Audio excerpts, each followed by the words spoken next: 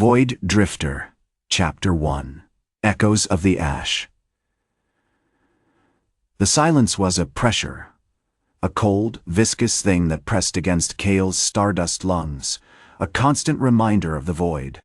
It wasn't a silence of nothingness. Not exactly.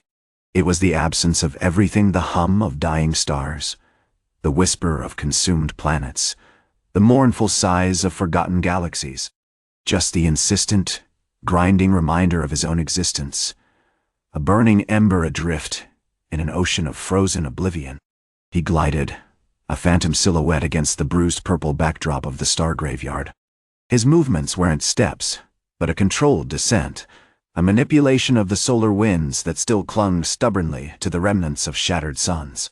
Supernova, his katana, pulsed with a low, internal heat, a crimson heartbeat against his constellation-mapped skin. It wasn't an elegant weapon, it was a brutal necessity. A crucible forged in the heart of annihilation. He adjusted the settings on his wrist-mounted filter, the iridescent shell shifting slightly as it recalibrated to the fluctuating radiation levels. The air, or rather the near vacuum surrounding him, smelled of burnt iron and regret, the lingering scent of a billion extinguished worlds. Kael preferred it that way. Sentiment was a luxury he couldn't afford. Ahead, the shattered rings of Cygnus 7 churned with a sluggish, oily motion. The orbit of one of the tethered moons, a desolate sphere of gray basalt, glinted with the fractured light of a dying crimson dwarf. Below, he could see them, the Nova Knights, their diamond armor gleaming like predatory eyes in the gloom, patrolling the desolate landscape with unsettling precision. They were the guardians of the Shogun's dominion, a chillingly efficient force, born from a desperation to maintain order in a realm where order was a cruel illusion. Kael hadn't sought this out. Had been drifting for what felt like an eternity, a consequence of the nebula's embrace, a casualty of its violent birth. Had been drawn to this specific graveyard by a tremor, a flicker of resonance, a whisper of injustice clinging to the ragged edges of existence. His purpose wasn't glory, wasn't revenge. It was a simple, almost primal directive to extinguish what burned. The Nova Knights were always meticulously organized, their movements as predictable as the orbital cycles of the dead moons. They moved with the synchronized lethality of a swarm of locusts, each soldier a reflection of the Shogun's cold, calculating will. Their spears, the solar flares, were horrifyingly effective, capable of cleaving through even the densest stellar matter with terrifying speed. Had seen villages vaporized, entire populations reduced to shimmering ghosts, all for the sake of maintaining the Shogun's cosmic clockwork. Had been tracking a particularly zealous patrol for the past 3 days, a squad led by a knight named Viridian, a fanatic obsessed with the efficiency of his unit's routine. Viridian was particularly irritating. Had begun to anticipate Kael's movements, utilizing a tactic known as the solar flare parry, a brutal dance of heat and movement that minimized the risk of damage to the armor. Today, Viridian was leading the charge. He advanced, his solar flare spearing arching through the void, a searing white line aimed directly at Kael's location.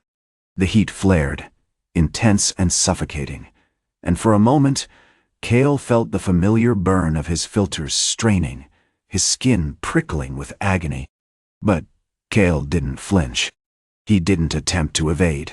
He received. He drew Supernova, the blade, a molten river of crimson. The metal didn't deflect, didn't block. Instead, it consumed. The heat of the solar flare slammed against the blade, igniting the fusion core within. The air around him warped, shimmering with impossible colors, orange, white, violet, as the blade drew in the energy, accelerating the burn until the knight's spear, and a significant portion of Viridian's armor, dissolved into a cloud of incandescent carbon. Viridian himself vanished in a silent scream. Kael didn't linger to admire the wreckage. The act was purely functional, a necessary expenditure of energy. He moved with a speed that defied the vacuum, a blur of incandescent light and fragmented constellations. Then, a sharp, crystalline breath brushed against his cheek. Frost, the comet pup, materialized from the indigo scarf had been trailing. The pup was a miniature storm, a compact vortex of frozen methane and glittering ice, its movements erratic and unsettlingly graceful. Its crystalline fur pulsed with a soft, steady blue light, and Kael could sense the raw, untamed power contained within its icy form. Stabilization engaged. Frost rasped, his voice a delicate chime of frozen vibrations. Thermal variance detected. Executing countermeasure. Instantly, a swirling trail of liquid nitrogen erupted from the pup's muzzle, solidifying the rapidly expanding heat distortion around Kael. The air froze, forming a temporary, unstable bridge across the void. Kael surged forward, a streak of blazing color against the backdrop of dying stars, delivering a single devastating strike, a flash of pure, incandescent annihilation. He didn't relish the kill. He didn't celebrate. He simply finished what had begun. As the last nova night dissipated into a cloud of ash, Kael turned his attention back to the rings of 7-7 Dying. The Shogun's fortress, built from compressed starlight, loomed ahead, a monument to frozen tyranny. And within that fortress, a final, terrible truth waited to be unveiled. Chapter 2. Echoes in the Obsidian. The fortress of the Orbit-Shogun, known as the Obsidian Eye, wasn't built so much as it had grown a malignant accretion of compressed starlight, solidified grief, and the ceaseless churn of cosmic spin. It resembled a colossal, fragmented geode, its surfaces reflecting the bruised hues of the Dying Nebula in a chaotic, unsettling dance. The air, even within the confines of the rings, crackled with static, a residue of the Shogun's relentless manipulation of gravitational forces. Kael navigated the treacherous spiraling corridors with a practiced ease, born of instinct and a brutal understanding of lethal space. Supernova, normally a contained inferno, pulsed with a subdued intensity, sensing the oppressive weight of the Shogun's influence. Frost, a perpetually shifting shadow, tracked thermal fluctuations, his icy exhalations sculpting pathways through the thickening gravitational anomalies. The comet pup's movements were unnervingly precise, a miniature ballet of survival in a realm designed to crush. Energy signature intensifying, Frost reported. His chime-like voice edged with a low, resonant hum. The Shogun's defenses are layered with memories, echoes of countless souls tethered to this place. Kael acknowledged the observation with a curt nod. He wasn't a scholar of cosmic philosophy, but he understood the fundamental principle at play. The Shogun wasn't simply controlling the villagers, he was feeding on their despair, their servitude, their very essence. It was a parasitic relationship, and the fortress was saturated with the psychic residue of the devoured. They encountered the Nova Knights before they reached the inner sanctum. These weren't mindless drones. Each knight, encased in diamond-layered armor, bore the imprint of a former villager, frozen mid-motion, their faces masks of eternal, vacant obligation. They moved with a horrifying robotic grace, their solar flare spears already primed to deliver death. This encounter wasn't a straightforward assault. The knights were protected by a shimmering field of compressed starlight, a barrier of focused gravity designed to deflect projectiles. Kael realized the Shogun wasn't just employing raw power, he was utilizing the psychological weight of the tethered souls. The knights were fueled by the pain of their victims, a weapon more devastating than any weapon of destruction. "Analyze the field," Kael commanded, his voice barely audible above the crackle of the static. "Identify the resonant frequency." Frost responded instantly. A cascading series of crystalline whispers emanated from the comet pup, his icy breath shaping intricate patterns in the air. He focused his energy, generating a localized pocket of absolute zero, not just cold, but a negation of heat, a disruption of energy. The starlight barrier flickered, sputtered, and began to collapse. Kael seized the opportunity. He moved with a speed that bordered on the impossible. A silhouette against the dying light, Supernova unleashing a torrent of controlled annihilation. The blade didn't pierce the armor, it detonated the night's own heat, the diamond melting into a swirling vortex of incandescent ash. The knight's final gesture, a desperate, frozen reach, was consumed in the same instant. Each kill was a carefully calibrated act of destruction, a surgical removal of a festering wound. Kael felt no satisfaction, only the grim necessity of a task relentlessly pursued. He was a surgeon performing a painful, agonizing operation on a universe riddled with corruption. Finally, they stood before the throne of the black hole, a chamber dominated by a massive, pulsating jar constructed from magnetic fields. Within, suspended in the abyss of contained darkness, floated the Shogun. His form was a horrifying spectacle, a swirling nebula of captured starlight. His head a churning galaxy of dying stars, his eyes twin voids of infinite darkness. The Shogun regarded Kael with an expression of cold, ancient contempt. You dare interrupt the natural order, void drifter? To defy the inevitable convergence. His voice resonated not through sound, but through the very fabric of space, a palpable weight of cosmic authority. The natural order is stagnation, Kael replied, his voice a dry rasp. Your convergence is simply a slow, agonizing death. He raised Supernova, the blade already drinking in the ambient energy of the chamber, glowing with an unbearable heat. The Shogun unleashed the total collapse, a concentrated wave of gravitational force designed to compress Kael into a singularity. The chamber shuddered, the air twisting into impossible shapes. But Kael, anchored by his stardust filters and the stabilizing presence of frost, held. Initiate galaxy rebirth, Kael commanded, channeling the last vestiges of his own dying essence. Frost's crystalline fur erupted in a blinding flash of blue light, and Kael opened his filters, releasing the stored stardust not as an explosion, but as a blossoming, iridescent nebula. The chamber filled with the raw energy of creation, battling against the Shogun's relentless gravitational assault. It was a dance of opposing forces, a desperate, chaotic attempt to reclaim what had been stolen. The Shogun recoiled, his swirling form momentarily destabilized by the burgeoning universe within Kael.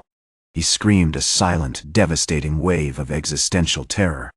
Then he imploded, consumed by the very light he had sought to extinguish. As the last vestiges of the Shogun vanished, a profound silence descended upon the obsidian eye.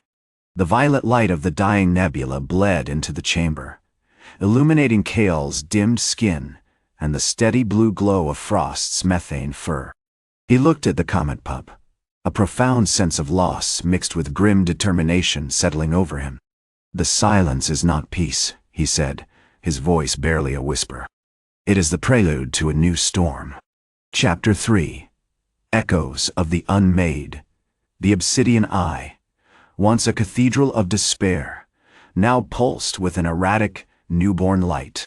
Violet tendrils of energy snaked across the polished surfaces, remnants of the galaxy rebirth, clinging like spectral moss. The air, thick with the scent of burnt star matter and frozen methane, hummed with a nervous energy. Frost, unusually agitated, paced a shimmering path of solidified nitrogen across the floor, his icy breath frosting the walls with intricate, fractal patterns. Kael, leaning heavily against a shattered pillar of compressed starlight, monitored the nascent constellations forming in the chamber newborn, nebulae mirroring the chaos of his own transformation. The tethering it's not complete, he rasped, his voice a low, grating rumble. The villagers they're not willing to simply drift. Frost emitted a low whine, a resonant frequency that vibrated through Kael's stardust filters. He focused his gaze on the swirling vortex forming outside the chamber, the initial manifestation of the liberated souls. They were beautiful, terrifying things, miniature galaxies coalescing, propelled by instinctive yearning for home, for warmth, for something. But they were also wildly unstable, drawn to the remnants of the Shogun's control, to the ingrained patterns of his reign. They still cling to the gravity anchors, Kael continued, his hand instinctively resting on the hilt of Supernova. Echoes of his will, imprinted on their very being. He knew what he had to do. The immediate aftermath of the Shogun's demise had been a frantic, desperate race against the remnants of his control.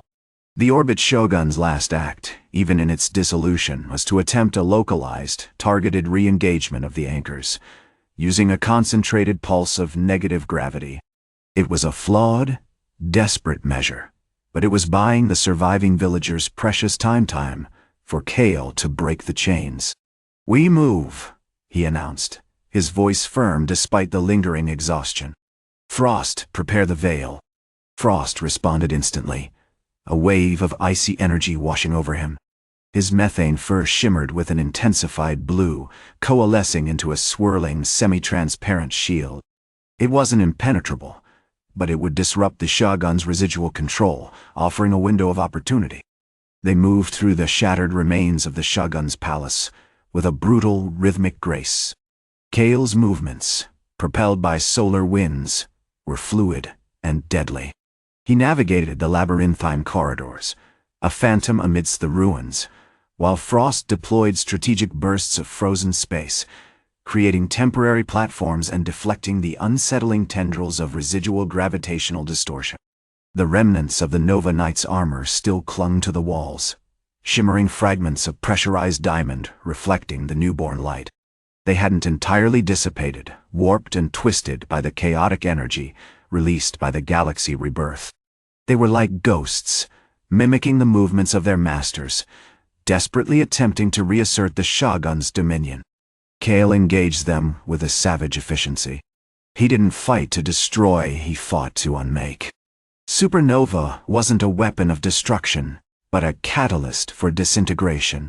A precise thrust against a knight's armored chest released a controlled burst of fusion energy, instantly vaporizing the diamond into a cloud of carbon. It wasn't a glorious spectacle of fiery annihilation. It was a cold, clinical reduction, a return to the fundamental elements. Each strike was a surgical incision, dissecting not just the armor, but the very essence of the knight's existence. "Their understanding of force is predicated on order," Kael muttered, deflecting a glancing blow from a fragment of solar flare armor. "We introduce chaos." They reached the central nexus, a massive chamber, dominated by a colossal, rotating gear constructed from solidified starlight, the heart of the cosmic spin engines. Here, the gravity anchors were most concentrated, a pulsating web of warped space that threatened to pull the liberated souls back into the Shogun's grip. At the center of the nexus stood a single, spectral Nova Knight, its armor intact, its movements unnervingly precise. It wasn't a physical being, but a manifestation of the Shogun's will, an echo of his command. This was the core of the resistance. "It's feeding on their fear," Frost stated, his icy howl laced with warning. The anxiety of release, amplified and weaponized. Kael understood. The Shogun hadn't simply controlled through force head, controlled through the manipulation of emotion. He had instilled a profound sense of dread, a conviction that freedom was a terrifying, destabilizing force. As Kael prepared to engage, a chilling realization dawned on him. The galaxy rebirth hadn't just freed the villagers from physical bondage, it had unearthed something far darker within them. A dormant, instinctive hatred of the stars, of the very thing that had given them life. He saw it reflected in the eyes of the spectral knight, in the hesitant movements of the villagers as they drifted towards the nexus. The silence, he realized, wasn't just the prelude to a storm. It was the gathering of a new darkness, a darkness born not of gravity, but of the forgotten echoes of a dead galaxy. Chapter 4. Echoes of Ash. The chamber throbbed with a palpable wrongness, a dissonance that resonated not with the whine of machinery, but with a primal unease. The massive gear, still spinning with a horrifying, relentless rhythm, seemed to pull at the edges of Kael's awareness, like a hungry maw trying to swallow him whole.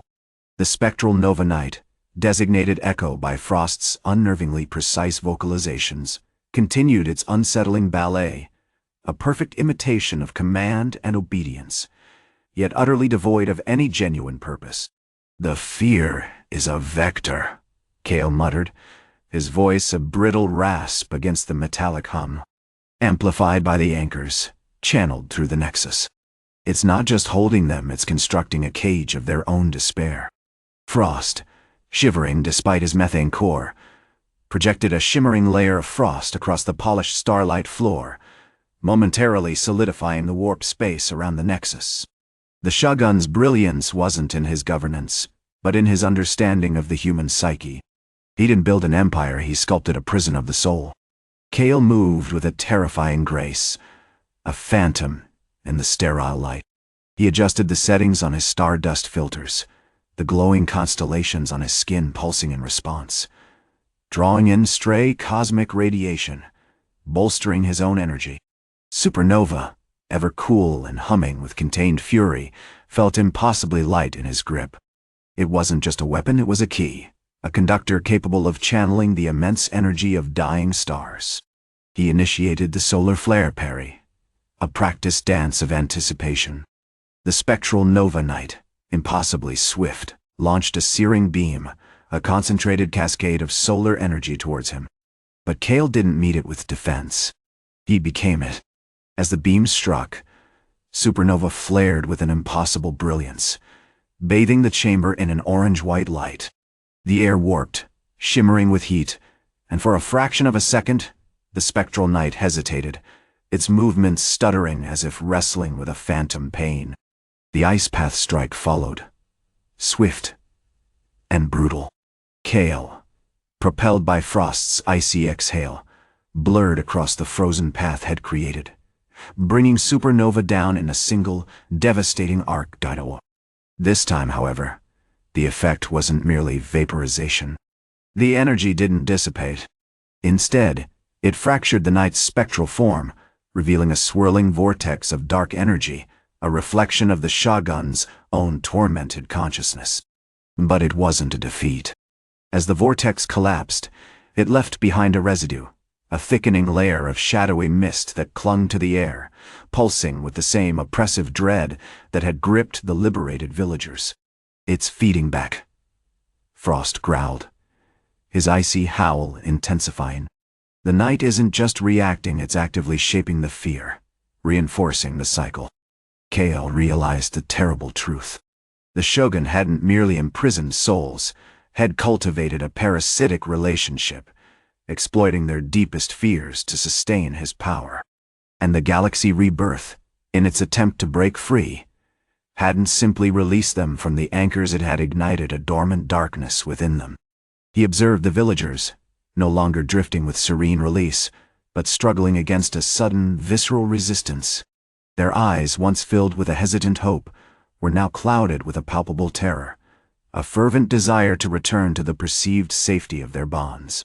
He saw the flicker of recognition in their faces, the unsettling echo of the Shogun's indoctrination. "They aren't resisting the shackles," Kael said, his voice laced with grim understanding. "They're resisting the dawn." He understood now that the true battle wasn't against the Shogun's physical power, but against the insidious corruption of the mind. He gripped Supernova tighter, feeling the raw energy surge through him, a burning defiance against the encroaching darkness. "I need to sever the connection," he commanded, "disrupt the flow of fear." Frost unleashed a focused torrent of liquid nitrogen, shaping it into a razor-thin bridge that stretched across the nexus, aimed directly at the core of the spinning gear. As the bridge solidified, Kael leapt, propelled by the wind of his dying star, and planted Supernova directly into the heart of the mechanism. The effect was instantaneous. The gear slowed, its rhythmic rotation stuttering, then grinding to a halt. The nexus shuddered violently, and the spectral Nova Knight dissolved entirely, leaving behind only a lingering echo of command. But as the chamber fell silent, a new, chilling realization took hold. The darkness wasn't gone. It had merely retreated, consolidating itself, waiting. Kael looked up, and for the first time since arriving in the star graveyard, he saw not a landscape of frozen death, but a reflection of his own face in the dying light, a face etched with the profound sorrow of a solitary warrior burdened with the knowledge of a galaxy reborn, and the chilling awareness that the true void wasn't the empty space between the stars, but the emptiness within the human heart. Chapter 5. Echoes in the Obsidian. The silence of the Nexus was a palpable thing, thick with the residue of disrupted energy and the phantom weight of 1,000 failed commands. Frost, sensing Kael's shift in awareness, emitted a low, resonant hum, a crystalline vibration that seemed to cleanse the air, though it did little to dispel the oppressive weight in the chamber. "It's a mimic," Kael said, his voice a strained whisper, the stardust filters in his lungs rattling with each breath. The reflection in the dying light hadn't changed, but the sorrow now held a sharper edge, laced with a grim understanding. The Shogun didn't simply control the Nexus. He became it. He fostered the fear, cultivated the obedience, built his empire on the very bedrock of despair. He moved with a precision honed by centuries of death and struggle, his gliding movement a blur of constellations. He examined the shattered remnants of the Nexus core, a complex lattice of obsidian-like material that seemed to absorb all light. Runes, not of any known language, pulsed faintly beneath its surface, resonating with a forgotten energy. "The gravity anchors," he murmured, running a gloved hand across the smooth, cold surface. "They aren't just physical restraints. They're conduits, feeding off the emotional state of the tethered. Fear, obedience, despair. These are the fuel for his dominion." Frost, sensing his intent, began to work. He exhaled a series of meticulously crafted ice shards, each no larger than a finger, and began to meticulously etch the runes on the Nexus core with liquid nitrogen. As the ice traced the patterns, a low, mournful chime echoed through the chamber, a counterpoint to the humming within Kael. It wasn't a destructive process instead. It was a delicate act of unraveling, a slow dismantling of the Shogun's imposed order. He wanted to create an empire of stagnation, Kael said, his gaze fixed on the shimmering runes. A beautiful, terrifying stillness. He sought to trap eternity within the heart of a dying star. Suddenly, the chamber shuddered again. But this time, it wasn't the chaotic disruption of a corrupted mechanism. This was something deliberate, a focused pulse of energy that slammed against Kael's stardust filters, momentarily choking him. The reflection in the dying light intensified, swirling into a vortex of spectral energy. The Shogun's essence, though diminished, was still present, an echo of his will attempting to reassert itself. From the heart of the vortex, a Nova Knight materialized. Not the heavily armored warrior Kael had previously encountered, but a spectral version, shimmering with an unstable, violet light. It moved with a chilling grace, its spear, the solar flare, already crackling with destructive energy. "Hez using us," Kael growled, pulling Supernova from his back. The katana flared with a terrifying brilliance, momentarily banishing the violet glow. Hez not letting us achieve true dawn. Hez keeping us trapped in this loop, feeding off our desperation.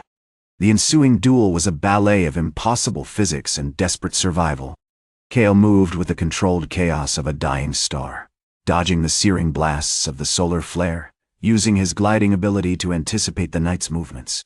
Frost, meanwhile, blanketed the chamber in a shifting web of ice, creating treacherous pathways and momentarily freezing the night's attacks. Kael didn't rely on brute force. He focused on disrupting the night's connection to the Nexus, using Supernova to ignite the flow of its own energy, turning its attacks against itself. He knew that simply destroying the night wouldn't solve anything. The Shogun's influence was woven into the fabric of the chamber, into the very air he breathed. He unleashed a furious flurry of blows, each strike imbued with the dying heat of a collapsing star. The katana didn't sever flesh. It detonated the spirit within, collapsing the night's form into a cascade of shimmering particles that dispersed into the echoing darkness. But as the last vestiges of the Nova night vanished, a new horror emerged. The obsidian runes on the Nexus core pulsed with an even greater intensity, and a chilling, crystalline voice echoed around them, the Shoguns. You cannot fight what you do not understand, Ronin. You see only the surface. The void is not merely the absence of light, but the absence of will. I have planted the seeds of doubt within you, nurtured them with your pain. You believe you fight for freedom, but you are merely a puppet dancing to my tune. Kael stood his ground. Supernova held high, the blade humming with a defiant energy. My will is forged in the fires of a dying star. Your darkness will not corrupt it.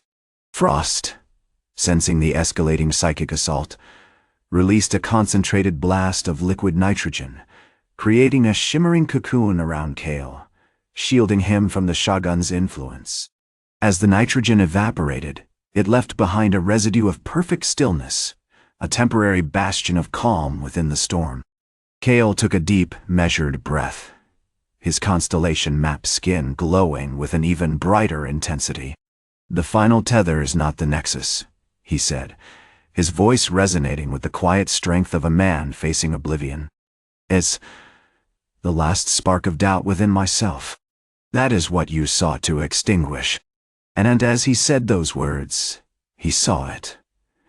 Not a reflection of sorrow, but a nascent understanding in the depths of his own eye.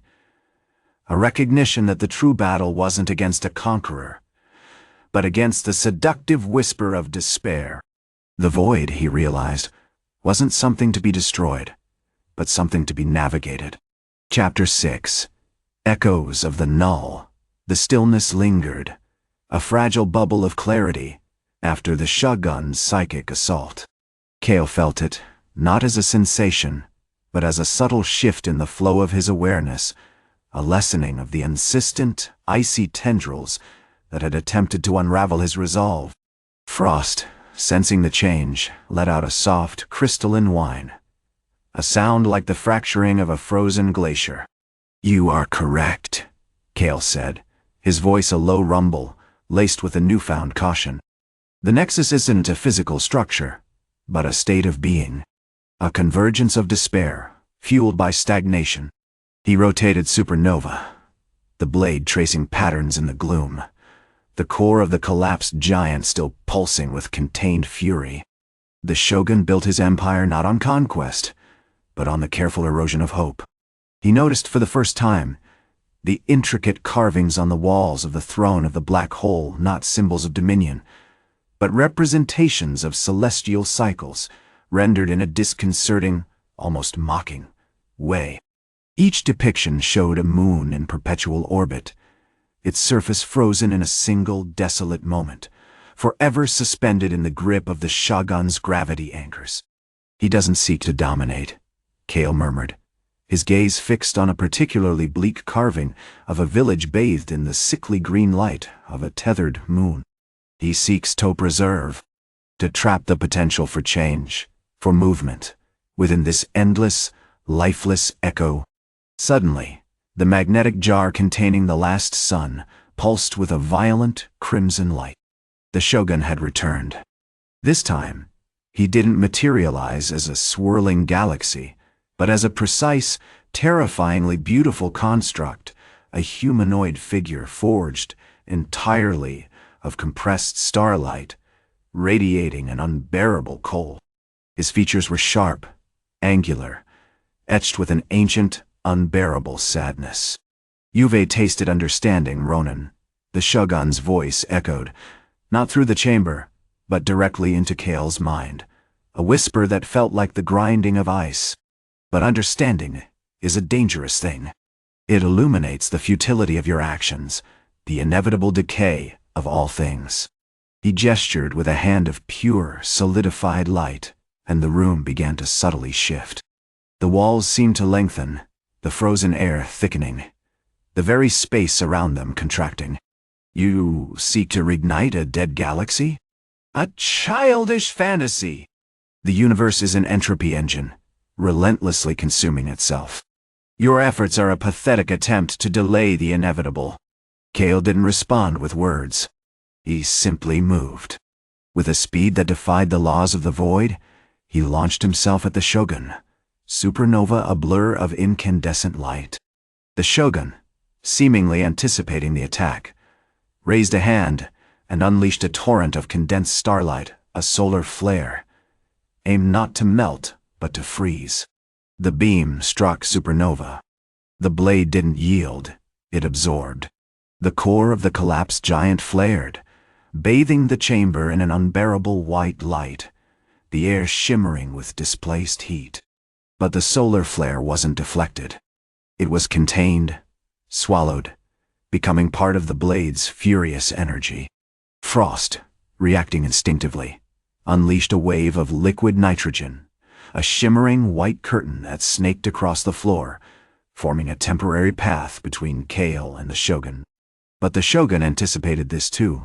He conjured a vortex of ice crystals, spinning with lethal precision, attempting to trap Kael within a frozen prison. Kael, however, was a whirlwind of motion. He danced across the frozen path, dodging the crystalline shards with impossible grace, each movement fueled by a desperate, almost primal need to survive. He realized then that the Shogun wasn't engaging in a strategic battle, but a performance, a horrifying ballet designed to break his spirit. "Your defiance is admirable, Ronin." The Shogun's voice resonated, laced with a chilling amusement. "But it is born of a profound misunderstanding. You fight to restore, while I fight to maintain. To allow life to flourish is to invite death. It is the nature of existence."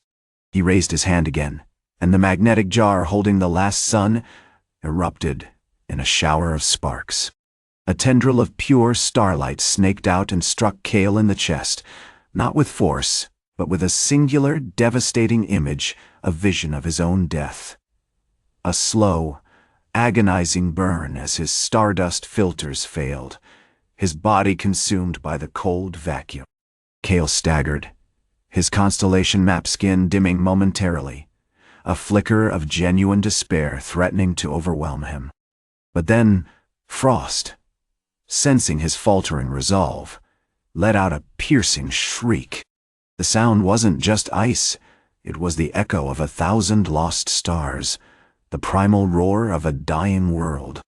Kael closed his eyes, drawing on that raw, untamed energy. He felt the familiar surge of power from his filters, but this time, it wasn't just heat. It was memory. The memory of a nebula's birth, a supernova's death, the endless, chaotic dance of creation and destruction. He understood then. Not the Shogun's twisted philosophy, but the fundamental truth of the void. It wasn't something to be conquered, but something to be accepted. And in that acceptance, he found his weapon. "You fear existence," he said, his voice no longer the rumble of a dying star, but a clear, resonant bell. "But existence isn't about preventing death. It's about embracing the moment before the darkness." Chapter 7. Echoes of the Crucible. The silence following Kael's declaration was thicker than the cosmic dust swirling around them. The Nova Knights, frozen mid-charge near the shattered remains of the magnetic jar, resembled statues sculpted from obsidian and regret. Their solar flare spears hung uselessly, trails of dissipated energy clinging to the diamond armor like spectral frost. Frost, sensing the shift in Kael's power, began to pulse with an intensified blue light, its methane fur crackling with contained energy.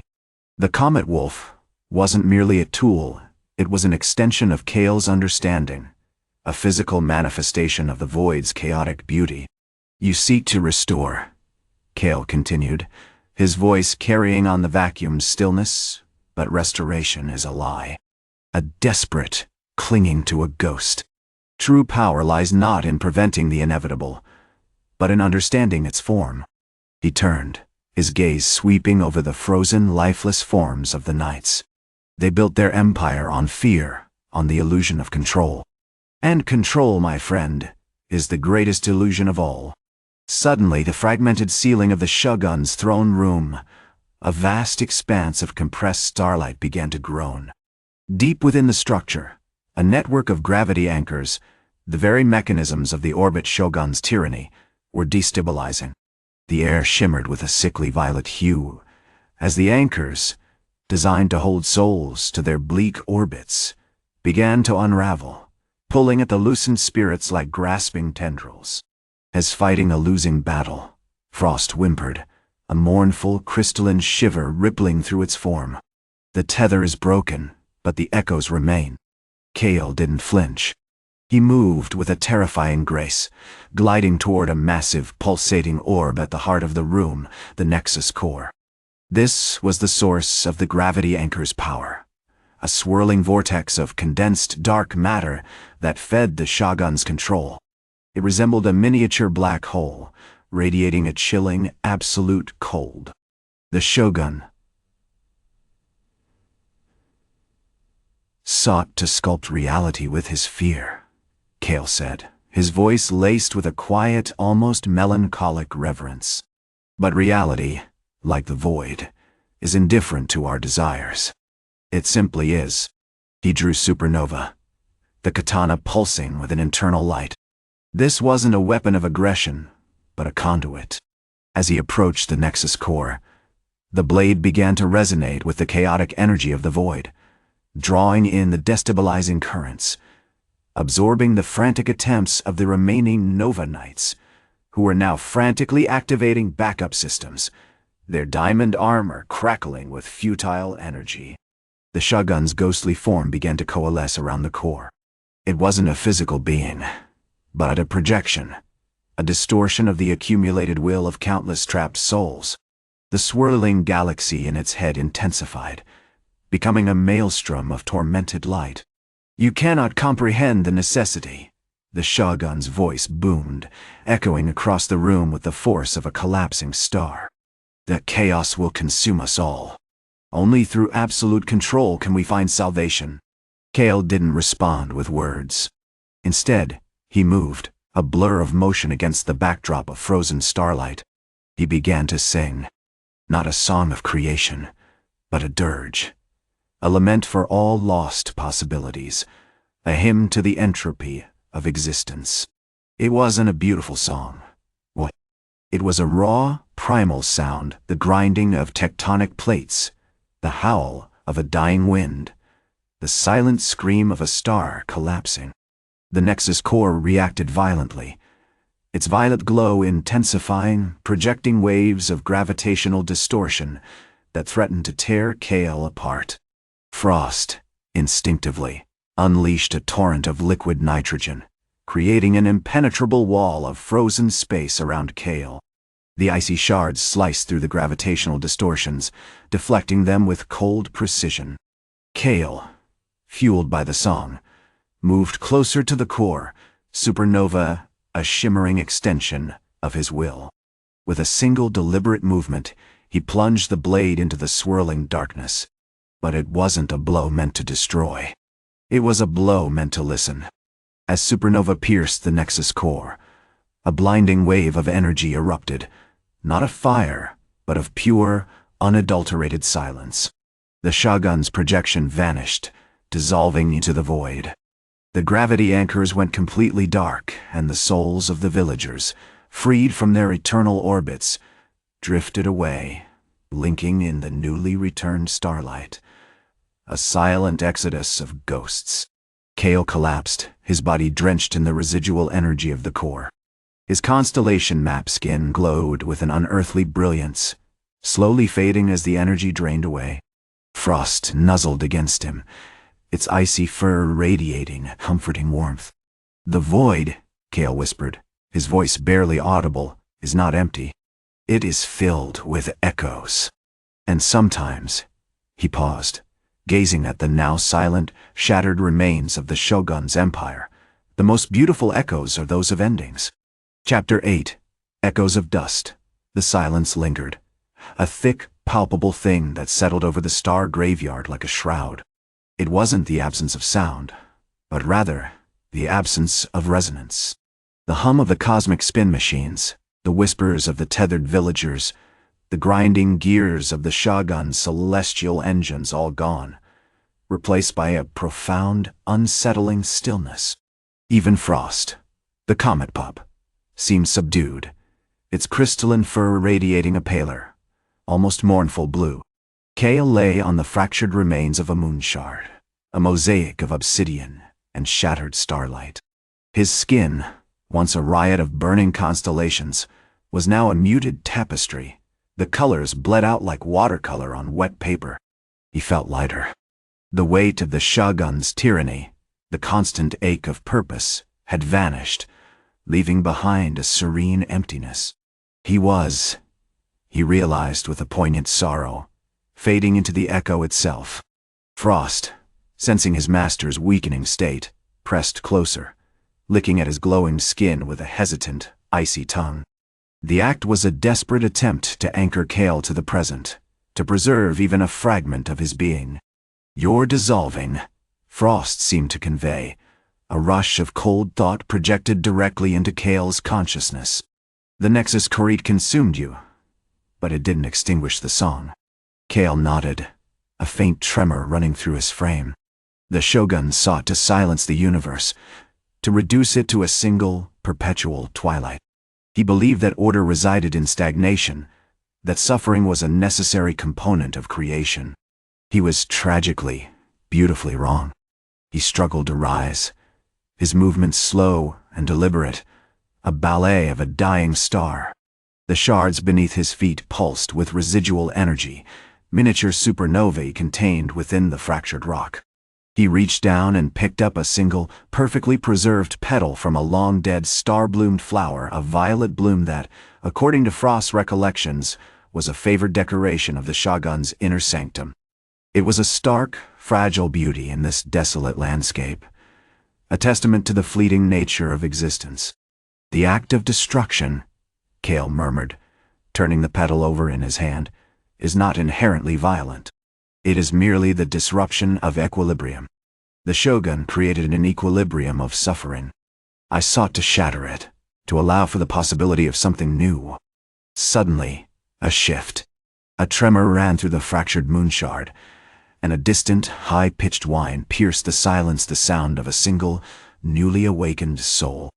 It was a young woman, barely more than a girl, her body shimmering with the faint luminescence of a nascent star. She floated in the void, disoriented and terrified, caught between the oblivion of the Shogun's empire and the terrifying vastness of the star graveyard. "Another tether," Frost projected, his voice laced with a primal urgency. "She's struggling. The resonance's pulling her back." Kael didn't hesitate. He activated his stardust filters, the intricate network of silver filaments extending from his lungs, drawing in the ambient energy of the void. His skin flared with an intensified luminescence, the constellations blazing with renewed brilliance. He moved, not with a glide, but with a purposeful stride, a warrior reborn. As he approached the girl, he raised Supernova. Not to attack, but to conduct.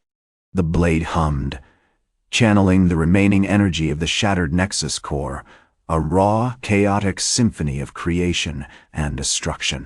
He moved the katana not with a strike, but with a delicate, almost reverent motion, directing the energy towards the girl's shimmering form. The energy washed over her, not as a destructive force, but as a cleansing wave. It untangled the bonds that tethered her to the dead moon, releasing her from the Shogun's control. She gasped, her eyes widening as she took in the returning starlight, the vastness of the star graveyard. And finally, Kael the Void Drifter. "Well, how are you?" she whispered, her voice a fragile thread in the silence. Kael offered a slight, almost melancholic smile. "A traveler," he replied. "A witness. A reminder that even in the deepest void, a single spark can ignite a new dawn." As she drifted away, drawn towards the returning light, Kael turned back to Frost, who watched with quiet satisfaction. "The song persists," Kael said, his voice now a faint echo of its former strength, "and it finds new vessels. Perhaps the act of freeing others is its own reward." He looked out across the star graveyard, no longer a desolate wasteland, but a canvas of returning light, and with a final gentle pulse of his fading luminescence, he began his drift, becoming one with the echoes, a silent guardian of a reborn galaxy. The last of his constellations winked out, leaving only a faint shimmer in the starlight, a memory of a warrior who had dared to shatter the void. Chapter 9. Echoes of the Forge. The light hadn't fully returned, not in a way that banished the pervasive chill of the star graveyard. Instead, it was a hesitant bloom, like a single, impossibly vibrant flower pushing through a layer of frozen ash. The untethered souls, released from their lunar prisons, drifted in small, shimmering congregations, each a tiny beacon in the nascent dawn. Most were bewildered, disoriented, overwhelmed by a sensory overload of existence they hadn't known, the whisper of solar winds, the ghost of starlight on their skin, the sheer, terrifying emptiness of space. Kael, now a mere ghost of his former intensity, remained tethered to the largest of these congregations, a group of young women, their faces pale with a mixture of terror and nascent wonder. He observed them with a practiced detachment, a warrior assessing a battlefield, even as he faded. Frost, nestled against his cooling form, emitted a low, rhythmic hum, the temperature of the surrounding space subtly shifting, stabilizing the nascent vortex of newly awakened energy. "They remember fragments," Kael murmured, his voice a rustle of displaced stardust. "Echoes of what was. Their memories, their anchors, not shackles." He noticed a young woman, no older than 16, reaching out a hesitant hand towards him. She wasn't touching him, of course, but her gaze held an unnerving intensity, a recognition that bordered on sorrow. Kael, driven by a force he couldn't fully comprehend, raised Supernova. The blade didn't ignite with the raw destructive potential of, before it pulsed with a contained iridescent light, mirroring the returning starlight. He didn't attack. Instead, he directed the light, not at the woman, but at the ground beneath her feet, a jagged shard of obsidian ice that had been a fragment of a shattered moon. The light didn't burn. It solidified, drawing the frozen water molecules together with improbable speed, forming a smooth obsidian pedestal. As the pedestal solidified, a faint holographic image flickered into existence, a vibrant tapestry of a life lived on the moon. A simple farmer tending a field of bioluminescent crops, a loving family gathered around a table. The woman gasped, tears tracing tracks down her pale cheeks. My father," she choked out, reaching out to touch the image, her fingers phasing through the illusion. "He always said the stars held the answer." Kael didn't interfere. He understood now. The Shogun hadn't just tethered souls to moons, had stolen their memories, their connections, their purpose. Supernova wasn't a weapon of annihilation, but a tool of remembrance, a conduit for the reawakening of identity. But the process was fragile, unstable. As the woman's grief intensified, a ripple of dark energy pulsed outwards from her, disrupting the returning starlight. The newly formed constellations in the sky flickered, and the ice pup emitted a harsh, guttural growl, a sign of escalating instability. "The tethering remains," Frost warned, his crystalline form vibrating with restrained fury. "The echoes fight against the light. It requires a sacrifice." Kael understood.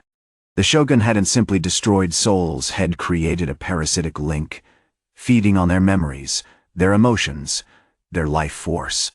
To break it, he needed to offer something of equal value, a conduit, a vessel for the opposing force. He turned his gaze towards the young woman, her face etched with sorrow and a burgeoning understanding. "You carry the shard," he said, his voice gaining a subtle resonance, as if amplified by the very void around them. "Let it flow." He raised Supernova, not to destroy, but to become. The energy of the blade surged into him, not as a violent expulsion, but as an absorption, an echoing of the woman's pain, her grief, her fragmented memories. His constellations blazed with an unbearable intensity, shifting and swirling like a miniature galaxy within his form.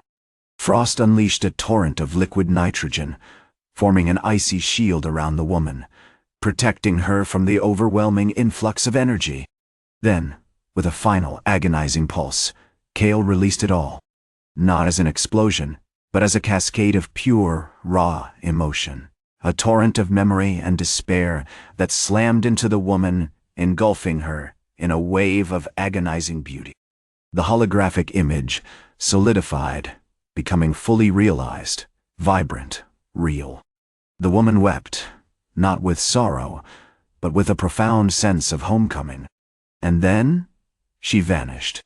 Not violently, not with a scream, but with a gentle fading, like a candle extinguished by a breath. Kael collapsed, his form dissolving into a shimmer of stardust, his constellations fading completely. Frost, now emitting a steady, soothing blue glow, nuzzled against his cooling form. "A worthy sacrifice," he whispered, his voice almost imperceptible. "The song is now free. The voidit remembers." He drifted slowly, joining the returning light, a ghost amongst the reborn stars. His final act, a silent, heartbreaking benediction, was to leave behind a single, perfectly formed snowflake, a miniature reflection of the star graveyard itself, resting on the obsidian pedestal where the young woman had stood. A silent monument to a warrior who had dared to ignite a dead galaxy, not with fire, but with the echo of a lost soul. Chapter 10. Echoes of Obsidian. The reborn nebula pulsed with a tentative, almost hesitant light. It wasn't the aggressive, overwhelming radiance of before, but a softer, melancholic glow, reminiscent of a dying ember nursing its last warmth. The air, once a vacuum of absolute nothingness, now held a subtle hum, a vibration born from the reawakening of a billion forgotten stars. Frost, settled against Kael's cooling form, emitted a rhythmic pulse of blue light, a calming counterpoint to the residual energy swirling around them. The villagers, freed from their celestial shackles, drifted slowly, disoriented yet undeniably present. They were no longer tethered to the decaying moons, their souls no longer forced into eternal, agonizing cycles of production. Instead they floated, small, luminous motes in the expanding light, their forms shimmering with the nascent memories of a life unburdened. Many turned, drawn by the lingering echoes of Kael's sacrifice, towards the obsidian pedestal. There, nestled amongst the crystalline dust, lay the snowflake. It was impossibly perfect, a miniature replica of the star graveyard, down to the corroded struts of the Orbit-Shogun's palace, the jagged edges of the dead moons, and the disconcerting, swirling void at its heart. But this wasn't a representation of destruction. It was a testament to a rebirth. Each facet of the snowflake refracted the reborn starlight, sending miniature rainbows dancing across the newly formed cosmos. Amongst the returning villagers, one stood apart. An old man, his body riddled with the scars of countless orbital rotations, approached the pedestal with a measured, almost reverential gait. His eyes, milky with age and the strain of unending servitude, held a depth of sadness that mirrored the nebula's quiet sorrow. He knelt, his movements stiff and slow, and carefully, with a hand that trembled with decades of suppressed longing, reached out to touch the snowflake. As his fingers brushed against the crystalline surface, a vision flooded his mind. Not a memory of his own, but a fragmented tapestry of the star graveyard, the relentless march of the villagers, the monstrous efficiency of the cosmic spin machines, the cold, calculating gaze of the Orbit-Shogun. But overlaid upon this desolate tableau was something else, a flicker of warmth, a whisper of defiance. He saw Kael, a ghost of shimmering stardust, standing amidst the chaos, wielding Supernova, his movements fluid and impossibly graceful. He didn't understand the mechanics, the science behind the galaxy rebirth, but he understood the purpose. It wasn't a grand, triumphant victory, but a quiet act of compassion, a refusal to accept the eternal stagnation of the void. Tears, strangely warm, streamed down his weathered face. Suddenly, a series of discordant vibrations pulsed through the nebula. A jagged dark tendril of energy snaked out from the shattered remnants of the Orbit-Shogun's palace, drawn towards the pedestal. It was a localized distortion, a manifestation of the Shogun's lingering influence, a desperate, futile attempt to reclaim his dominion. Frost reacted instantly. He launched a geyser of liquid nitrogen, not with the directed force of before, but with a focused, almost surgical precision. The ice blade, intensified by his chilling essence, carved a path through the encroaching darkness, freezing the energy tendril into a brittle shard of obsidian. Kael, though diminished, remained alert. He rose slowly, his constellations barely visible now, shimmering like the residue of a forgotten dream. He moved with a deliberate grace, a silent acknowledgement of the lingering threat. "The echo persists," he rasped, his voice a ghostly murmur carried on the newly formed winds. "The desire for control never truly dies." He turned his gaze towards the old man, who was still kneeling, lost in the remnants of the vision. "Do not dwell on what was lost, but on what can be." He erased Supernova, no longer a weapon of explosive creation, but a tool of preservation. He didn't aim at the dark tendril, but at the obsidian pedestal. With a controlled, agonizing precision, he unleashed a focused wave of stardust, not to destroy, but to understand. The blade absorbed the energy of the shard, not igniting it, but dissecting it, analyzing the Shogun's lingering consciousness, attempting to unravel the root of his obsession. As the final vestiges of the Shogun's influence faded, a low, mournful wail echoed through the nebula. It wasn't a sound of anger or malice, but of profound regret. The void remembered. Frost nuzzled Kael's cheek, his blue light pulsating with a gentler rhythm. "The song has found its silence," he whispered, "but a new uneat begins to form." Kael, his light almost entirely extinguished, simply nodded, his gaze fixed on the newly lit horizon. The snowflake remained on the obsidian pedestal, a silent reminder of a warrior's sacrifice, a testament to a galaxy reborn, and a promise of a dawn that would never truly end. Chapter 11. Echoes in the Stardust. The newly born nebula pulsed with a hesitant, fragile beauty. Light, truly light, bled across the fractured remains of dead moons, painting the scene in hues unseen for eons: amethyst, saffron, and a bruised, heartbreaking rose. But the serenity was a borrowed grace, a delicate veneer over a universe still scarred by the Shogun's tyranny. Kael, his body a fading constellation, found himself acutely aware of the vigilance required to maintain such a fragile peace. Frost, his methane fur now radiating a steady, comforting azure, was the first to sense the shift. A tremor, subtle as a falling star, rippled through the crystalline ice that formed his core. "Movement," he murmured, his voice a chime of frozen wind. Across the spine.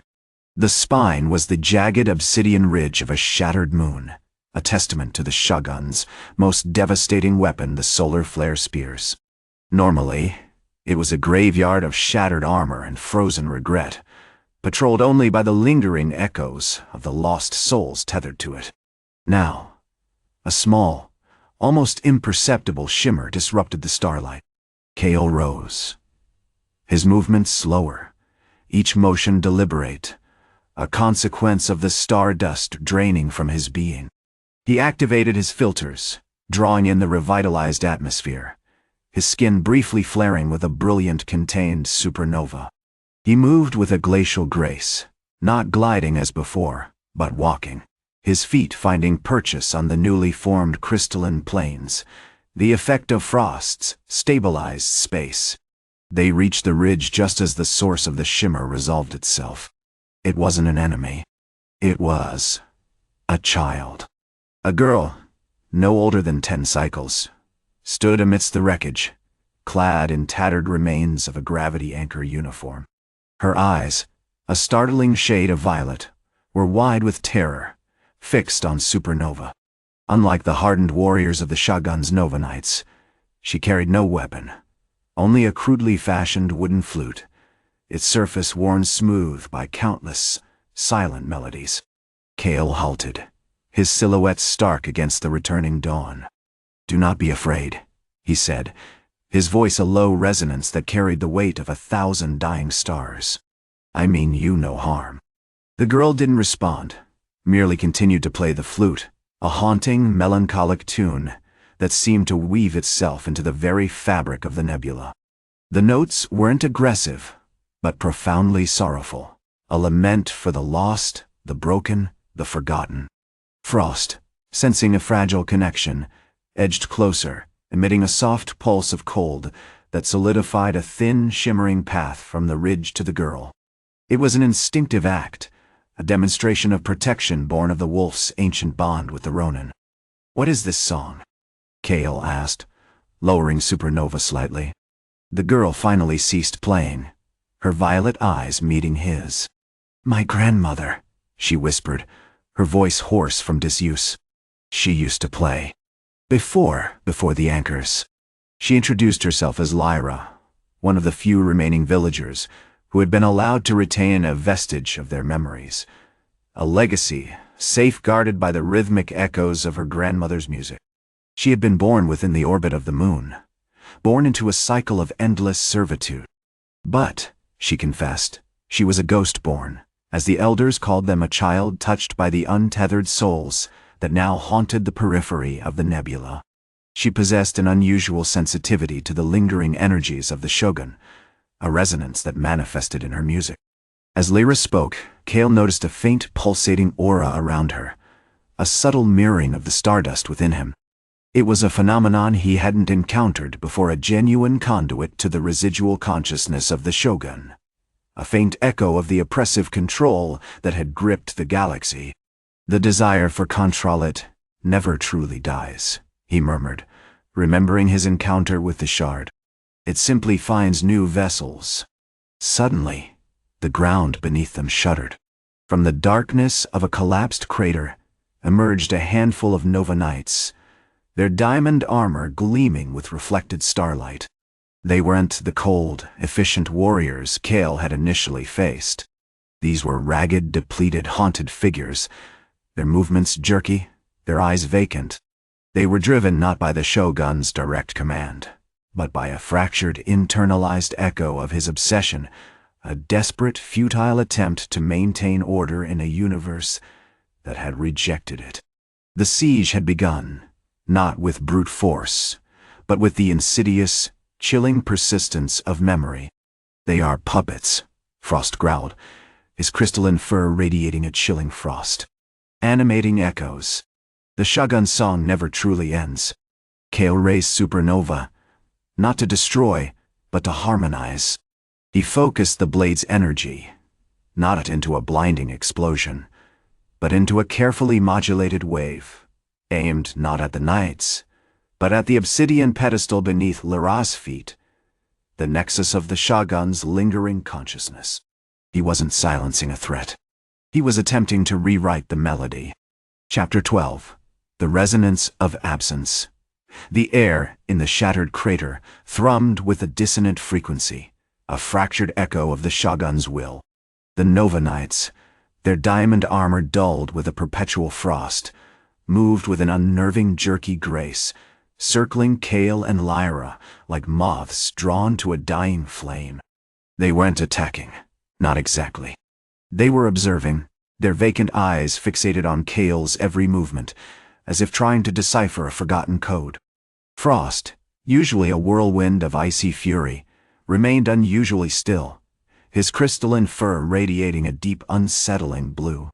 "The resonance is corrupted," he rasped, his voice a brittle whisper. "It's not a command. It's a yearning, a desperate, futile need to impose order on chaos." Kael understood. The Shogun hadn't simply ruled through fear, had built a prison within his own mind, a rigid architecture of control fueled by the absolute certainty of his own superiority. And the echo head left behind was a reflection of that broken edifice, a phantom of obsession clinging to the remnants of the Shogun's influence. He moved slowly, deliberately, raising Supernova. Not as a weapon, but as a tuning fork. The katana's core pulsed with a subdued violet light, not the searing orange-white of creation, but a deeper, almost melancholic hue. He channeled the blade's energy, not into a destructive blast, but into a focused stream of shimmering particles, directing it towards the obsidian pedestal. Lyra, instinctively, reached out and touched the pedestal's surface. A wave of cold, not Frost's biting frost, but something older, infinitely deeper, washed over her. She saw, in a fractured, overwhelming cascade of images, the birth of the Shogun's obsession, a single, isolated warrior, overwhelmed by the vastness of the dying galaxy, seeking solace in the illusion of control. She saw his gradual accumulation of power, his brutal suppression of dissent, the slow, agonizing transformation of a protector into a tyrant. "It's not just him," she gasped, clutching her head. "It's the potential for it. The impulse to define, to categorize, to rule, trapped within the void." As Kael continued to channel the energy, the Nova Knights shifted, their movements becoming less frantic, almost contemplative. They weren't actively hostile anymore. Instead, they began to arrange themselves in a loose circle around Kael, mirroring his stance, their diamond armor reflecting the violet light of Supernova, like a fractured constellation. "You're not silencing it," Frost observed, his voice laced with cautious curiosity. "You're soothing it, feeding it a distorted sense of purpose." Kael nodded, acutely aware of the delicate balance he was maintaining. This wasn't about annihilation. It was about disruption, about introducing a counter-frequency into the Shogun's lingering consciousness, the understanding that true order wasn't imposed from above, but emerged from the acceptance of chaos. Suddenly, one of the knights, a particularly battered figure with a cracked visor and a shattered spear, raised a hand, not in aggression, but in a slow, deliberate gesture. He pointed a trembling finger at Lyra. "The Weaver," he whispered, his voice a dry rasp. "You are a disruption, a flaw in the design." The other knights echoed the sentiment, their vacant eyes fixed on Lyra with a chilling intensity. They weren't attacking, but they were judging, assessing her as a variable that needed to be eradicated. Kael realized the horrifying truth. The Shogun's echo wasn't simply trying to control the present. It was attempting to correct the past, to erase the deviations that had led to its downfall. Lyra, with her ability to perceive the Shogun's memories, was perceived as a threat to this corrupted narrative. He tightened his grip on Supernova, the violet light intensifying. "It's feeding on our vulnerabilities," he said, his voice low and grim. "It's trying to convince us that we are the errors, the deviations." Frost unleashed a concentrated burst of liquid nitrogen, not a directed attack but a shimmering wave that enveloped the knight's armor, creating intricate, fleeting patterns of frost. As the patterns faded, a strange thing happened. The knights froze, not in a state of paralysis, but in poses of profound sadness, their vacant eyes filled with a heartbreaking sense of regret. "The resonance shifts," Frost murmured. "It's not a demand for control, but a plea for forgiveness." Kael understood. The Shogun's echo wasn't seeking to destroy. It was seeking recognition. And in that desperate yearning, he saw his opportunity. He lowered Supernova, the violet light dimming, and stepped forward, directly into the center of the circle of frozen knights. He looked at them, not with judgment, but with a quiet compassion. "You were lost," he said, his voice echoing with the weight of a dying galaxy. "And your creator, he was also lost." Chapter 13. The Cartographer of Sorrow. The silence that followed Kael's words was heavier than the vacuum itself. The Nova Knights remained frozen, not as statues, but as exquisitely rendered grief. Their diamond armor, usually reflecting the fractured light of the dead moons, was now a canvas of intricate frost patterns, each a frozen echo of a regret too deep to articulate. Frost, sensing the shift, pressed closer to Kael, his methane fur radiating a comforting, pulsing blue. "It's a map," Lyra finally whispered, her voice strained, her fingers tracing the shimmering frost on a knight's frozen gauntlet. The Shogun wasn't fighting us. He was remembering us. Each pattern, a fragment of his lost memories, the betrayal of his council, the slow decay of his empire, the agonizing realization that his grand designs were built on a lie. Kael's constellation skin flickered, the violet glow of Supernova deepening as he absorbed the intensity of Lyra's observation. He sought validation. He confirmed, the rasp in his voice gaining a note of weary understanding. Not to punish, but to know that his actions, however brutal, weren't driven by malice, but by a desperate, clinging hope for a future that was already lost. He raised Supernova, not as a weapon, but as a delicate instrument. The katana's core pulsed with a softer light, analyzing the frost patterns, attempting to decipher the Shogun's echo. The air around him shimmered, and the frozen night seemed to subtly shift, as if adjusting to the new scrutiny. "The resonance isn't just sadness," Frost said, his voice a crystalline chime. "It's a need for a cartographer. Someone to map out his failures, to acknowledge them honestly, and to ultimately allow him to rest." Kael considered this, his hand hovering over the blade. He realized the Shogun wasn't trying to erase the past, he was desperately trying to contain it, to prevent it from collapsing into the chaos that had consumed his empire. The gravity anchors weren't chains, they were a desperate attempt to create order from disorder. "He fears oblivion," Kael murmured. Not the end, but the unacknowledged end, a universe where his efforts, his suffering, meant nothing. Suddenly, a jarring sound pierced the silence. A high-pitched whine, like the death throes of a dying star, emanated from the heart of the Shogun's inner sanctum, the chamber housing the last sun. The magnetic field around the jar pulsed erratically, and a visible distortion rippled across the crystalline walls. "He's reacting," Lyra shouted, her voice laced with urgency. The realization that we're understanding him, that we're not simply accepting his sorrow, is triggering a defensive mechanism. The frost patterns on the nights intensified, swirling into miniature vortexes of frozen despair. The nights began to convulse, their diamond armor cracking and fracturing under the pressure of the Shogun's rage. Kael instinctively drew Supernova, anticipating an attack. But instead of a violent blast, he observed something far more unsettling. The nights weren't attacking him. They were attacking themselves. He saw the nights, one by one, severing their own limbs. Miniature, perfectly formed replicas crafted from crystallized despair. It was a grotesque, self-destructive ritual, an attempt to erase the very memory of their existence. As not trying to destroy us, Kael realized, his voice tight with dread. His trying to dismantle himself. Frost unleashed another wave of liquid nitrogen, this time aimed not at the knight's armor, but at the very chamber itself, rapidly freezing the magnetic field, turning it into a glittering, brittle cage. As the last vestiges of the field dissipated, a faint, spectral image began to coalesce within the jar, the Shogun's consciousness. Trapped and fragmented, its swirling galaxy of a head slowly unraveling. "He doesn't want to die," Kael said, his voice filled with a profound sadness. "He wants to be remembered."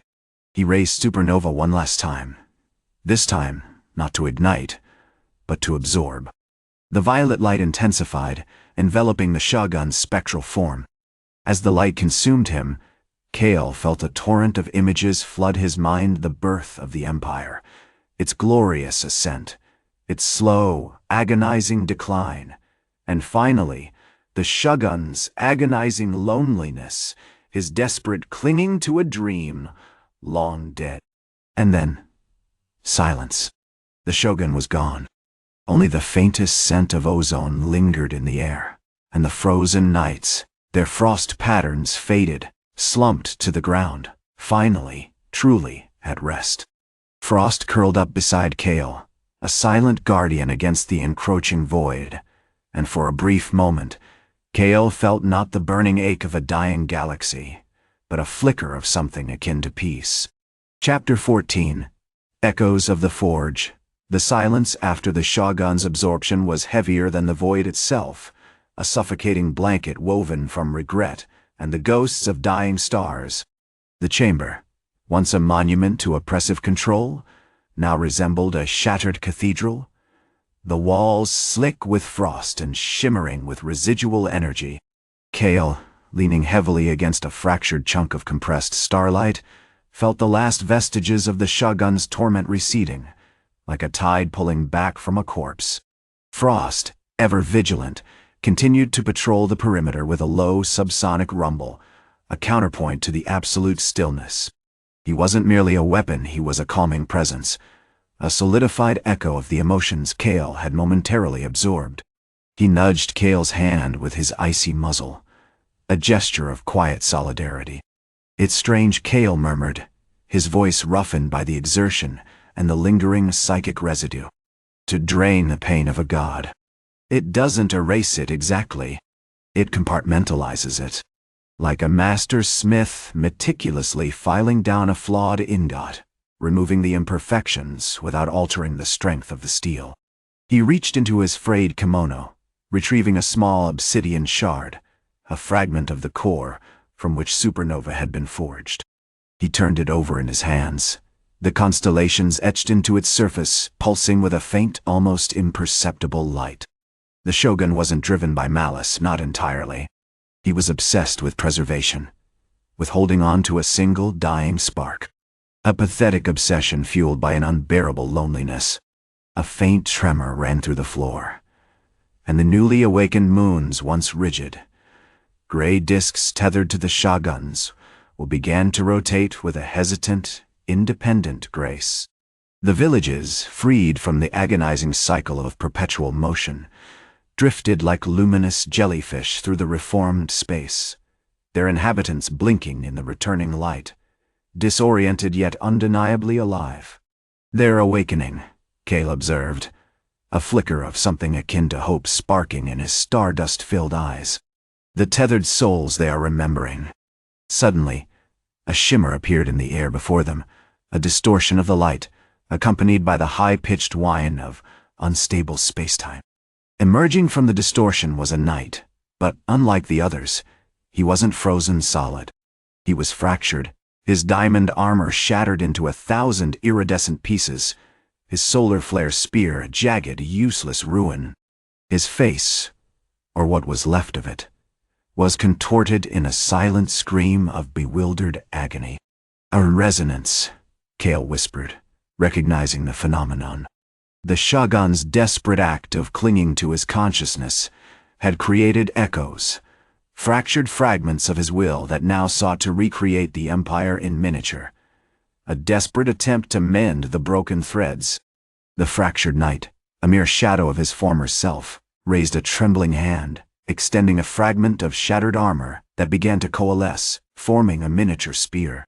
It fired, not with searing light, but with a chilling wave of absolute zero. Frost reacted instantly, unleashing a concentrated blast of liquid nitrogen. The spear shattered, dissolving into a cloud of frozen shards, but the knight didn't fall. He moved, possessed by the fragment's will, a whirling dervish of icy destruction. Kael recognized the tactics. He wasn't fighting to win. He was fighting to contain. He drew Supernova, not to ignite, but to absorb. The blade pulsed with violet light, drawing the knight's chaotic energy inward, visually compressing his spectral form. "Hez not a warrior," Kael yelled over the escalating chaos, his voice strained. "Hez a broken prayer." As he absorbed the knight's essence, Kael saw flashes the Shogun's childhood, his early triumphs, the betrayal that fractured his empire, the unbearable weight of his solitary rule. The experience was overwhelming, a torrent of anguish that threatened to shatter his own carefully constructed defenses. Frost, sensing Kael's struggle, roared a blast of concentrated cold that momentarily froze the fractured knight solid, trapping him in a cage of crystalline ice. Kael, focusing his will, channeled the remaining energy into Supernova. Instead of unleashing a destructive burst, he directed the violet light at the frozen knight. The light didn't vaporize him. It gently, meticulously, began to reconstruct him, piece by piece. Slowly, the shattered armor coalesced, the jagged spear reformed into a sleek, functional weapon, and the fragmented face solidified, revealing the eyes of a young man, terrified and lost. "Remember," Kael said, his voice a low hum. "What you were. Remember what you fought for." The young knight blinked, his gaze clearing, the memory of his purpose returning. He raised his spear, no longer driven by fractured obsession, but by a nascent sense of loyalty. He was a seed of the Shogun's empire, reborn. But this time, perhaps, with a glimmer of understanding. As Kael watched, a single tear, frozen instantly, rolled down the young knight's face, a testament to the brutal beauty of a redemption forged in the heart of a dying galaxy. The echo of the forge, a place of creation and destruction, resonated through the silent nebula. Chapter 15.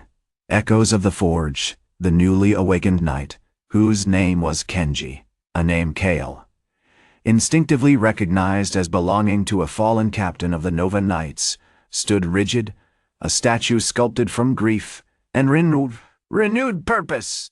The air around him shimmered with the residual violet of Supernova, the scent of ozone and burnt star stuff clinging to his armor. He was a mirror image of his former self, haunted yet resolute, the terror in his eyes slowly yielding to a nascent determination. "Thank you," Kenji rasped, his voice still thick with the disorientation of oblivion. I don't understand." "Why?" Kael offered a small, almost imperceptible nod. The tethered souls crave more than just a circular existence. They crave meaning. Your obsession blinded you, Kenji. The Shogun fostered it, feeding it with fear and the promise of eternal service.